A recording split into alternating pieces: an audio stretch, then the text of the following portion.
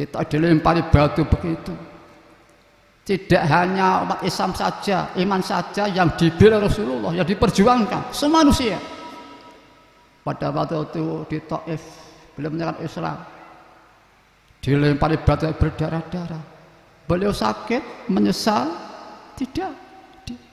Justru tampak di saat malaikat menawarkan, ya Rasulullah, bukit ini saya angkat, saya hancurkan mereka yang menyakiti kau ya Rasulullah.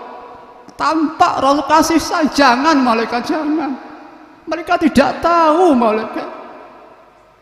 Didoakan para hati.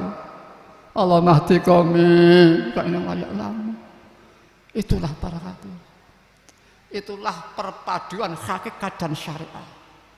Wakidah ini dibayai kumpulnya hakikat syariat wakidiyah.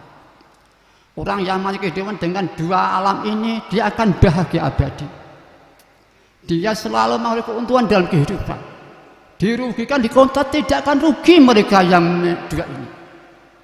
Satu-satu wakidiyah diuji alusnya, kalau dikontrasi tidak terpancing. Sing uji enggak cilaka, sing diuji luwih bahagia, luwih untung. Bisa.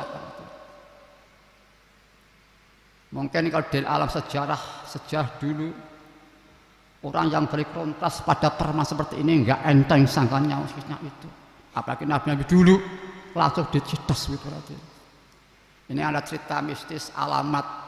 Mungkin orang yang Muhaimin tahu semua ya, baca pengalaman yang lama. Satu saat Allah memperjalankan Yai Muhaimin dan Rasulullah. Rasika materi cerita mature uran itu uran tauhid ya. Allah memperjalankan Rasulullah dan Yai Muhaimin. Singkat cerita ngeten. Yai Muhaimin mungkin ada unek-unek pada itu, kemudian Allah mendatangkan Rasulullah. Rasul dah begini, wah itu akak. Lihat di belakang itu, ternyata alat menyiksa orang kontras itu sudah disiapkan. Seperti aduh itu mortir kana macam itu. Atau beliau mengomel begini, ya untungnya mu'alifnya itu sungguh-sungguh DP pada Allah Ta'ala, sehingga mereka tidak disiksa oleh Allah Ta'ala. Jadi sing nguji alusnya kali mantrasi tidak cilaka, justru dalam sosial ilmu perjuangan global antar agama, dia mengekspresikan kemampuannya, kebesarannya, kekokohannya. Dia nggak rugi, nggak cilaka. Sing kontras itu, sing dikontrasi lebih indah, lebih kaya, lebih dan seterusnya.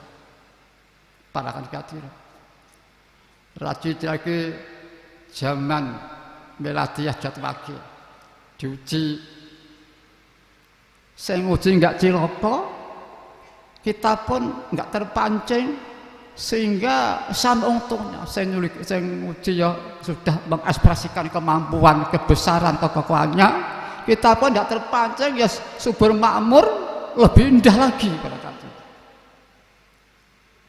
Ini yang jadi perpaduan hakikat dan syariah itu dibutuhkan, itu agama. Namun yang non belum ada pada kata itu. Sejarah belum ada. Ini ada pengalaman mistis atau alamat.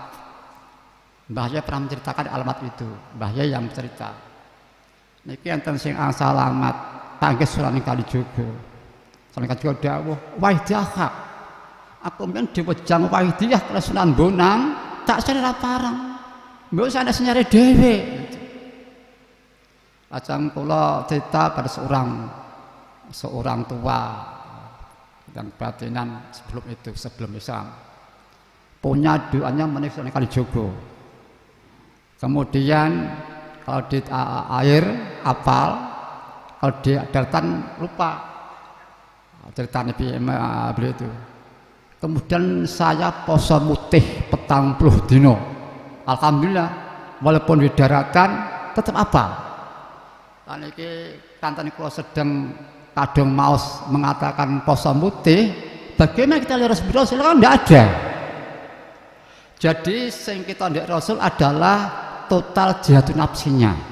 Itu yang dari Rasulullah. Beliau Imamul Mujahidin. Adapun mutih metode ya, bukan tujuan, itu dari Mbah Yim Al-Fakhidiyah. Sebab beliau juga pernah asam putih. Nah, kami teruskan. Suatu saat istri Mbah Gimon itu mau ngamali Fakhidiyah. Mbah kita jangan Mbah Gimon jangan kita bingung. Biasanya bang keroh kanan itu senang tidak kepenak. Ajeng manggi jeng sunan dus pun ini istri kau ini kalau kau jangan ngamali Fakhidiyah. Ini becek ini sempurna. Berarti kalau ini benar belum ada. Untuk umum ya, mungkin kalau khusus orang jamaah khusus itu ada. Jan Ibrahim, Jan Pesongo itu. Lah, saat ini masalahnya mengapa kok belum diperkenalkan apa ini manusia belum pantak rusaknya, ruginya, bangkrutnya dalam alam Islami. Atau di samping itu kurang sempurna rangkaiannya. Lainlah para hadirin. Dan apa belum masuk kategori Islam di akhir zaman pada waktu Wali Songo bahwa alam dalam kita ini para hadirin orang di akhir zaman yang rusak begitu parah. Kemudian secara teori apa sih sebab yang dibuat oleh Allah menciptakan gelang di akhir zaman? Apa sih kira-kira sebab yang diturunkan Allah menciptakan gelang gemilang sebagai sabda Nabi sallallahu alaihi wasallam. Di antaranya ada budaya sholawat. Karena tidak ada yang mampu, maka sholawat. Kan apa? Murabinya sallallahu alaihi wasallam sendiri. Kedua, manusia di akhir zaman ini cenderung hancur. Dia nuruti kemauan untuk mengejar kenikmatan 50 berhasil, tapi penderitaan ada 200, jadi rugi. Semakin parah semakin akan menuju pada keputusasaan mengandalkan diri sendiri. Kalau manusia sudah merasa hancur, merasa gagal, bunuh jalan, dosa, satu langkah dia mendapat anugerah. La yakunul fadlu illa li qulubil munkasirati al-muta'aridati li nafaqatil ilahiyah. Tidak ada anugerah menaikkan hati yang merasa ingin hancur, merasa butuh jalan, merasa dosa, dia serasa butuh pada Allah Ta'ala. Mari para hadirin, mungkin sudah begitu malam kita langsung bermujadah ya. Ini mungkin ya mari secara singkat saja ya. Ini mungkin diteruskan dengan berjalan. Mari yang sudah bersama-sama mujadah. Mungkin yang belum kami baca Ratul Masaya Sayyidina Rasulullah. Nah disinilah mari rusak di akhir zaman ini mendekati anugerah. Kalau ada yang nuntun para hadirin mengarahkan rohaninya, dia akan menjadi orang yang gilang-gemilang anugerah Allah Ta'ala para hadirin. Mari para hadirin dengan lillah billah li rasul bi rasul bi wasbalati. Mari kita merasa benar-benar di hadapan beliau Rasulullah Sallallahu Alaihi Wasallam. Kita selalu disaksikan Nabi kita, disyafaati Nabi kita, para hadirin. Beliau Sallallahu Alaihi Wasallam bersabda, sugeng Rasulullah, baik bagi kamu semua. Wafatku juga demikian. Sugengku dapat memberikan tuntunan syariah sunnah-sunnah untuk kamu semua. Wafatku baik karena sesungguhnya amal-amalmu diperlihatkan kepadaku oleh Allah Ta'ala. Dikala aku menyaksikan amalmu yang baik, aku memuji kepada Tuhanku. Ya aku menyaksikan amalmu yang buruk, aku mohon ampun para hadirin. Kita dibaring Nabi kita tapi enggak ngerti apa-apa para hadirin. Mari kita merasa menyesal dosa suruh adab pada Nabi kita para hadirin. Mari sekarang kita merasa dosa Nabi kita. Bahkan sebagai pengamal di samping dibaring Allah mengamalkan sholawat yusollu ala Nabi, di samping dibaring Allah malaikat pasti diterima dibalas 10 kali ampunan dan kasih sayang Allah pasti dibaring Nabi kita. Mari jangan kita sia-siakan.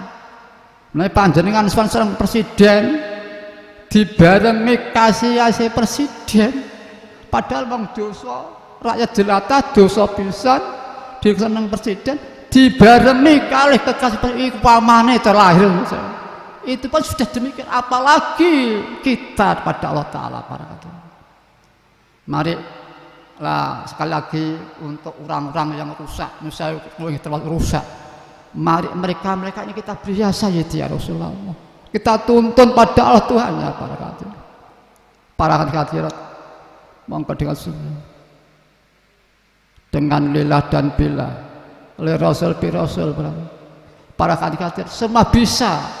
Coba mari kita terapkan 10 detik, 15 detik, hanya semata-mata ingat Allah. 15 detik semata hanya untuk Allah, lillah, lain tidak. Merasa alam semesta yang kan Allah, seterusnya Rasul dan seterusnya bisa. Nek ngastelas niki estu barangkali niki sanes karakter panjenengan. Allah berfirman kat kursinya panjang cerita yang terakhir, Allah berfirman ikhlas itu sirri, setengah daripada siriku Allah. Yang